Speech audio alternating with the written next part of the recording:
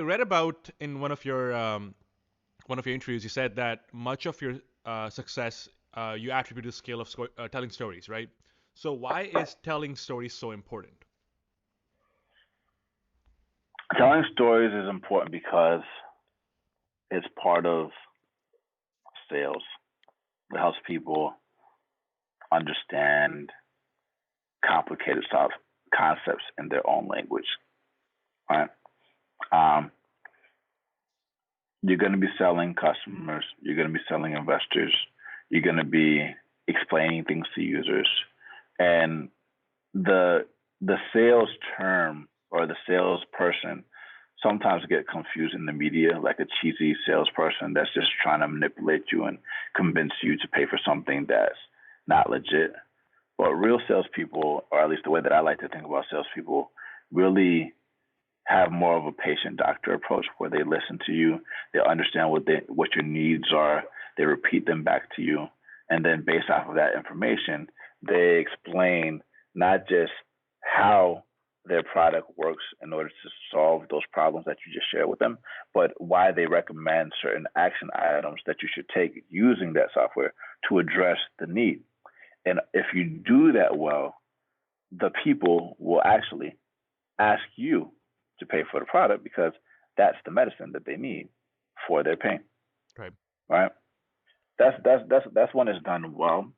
Um, so going back to the storytelling concept, you know, what we're talking about with career navigation is complex. That's why it Right. hasn't been done before. What people are talking about when it comes to vaccines and COVID-19 solutions, that's complex, right? When what Elon Musk is talking about with SpaceX and reusable rockets is complex, but you have to be able to take complex things and make it simple, which is why Jesus used parables, right?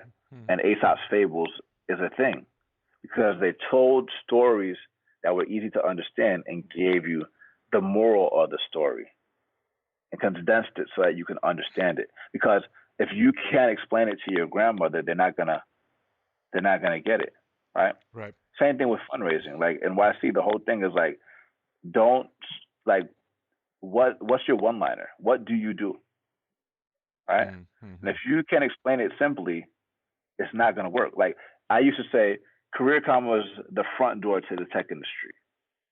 This was pre-seed days. Yeah. CareerCom was the front door to the tech industry.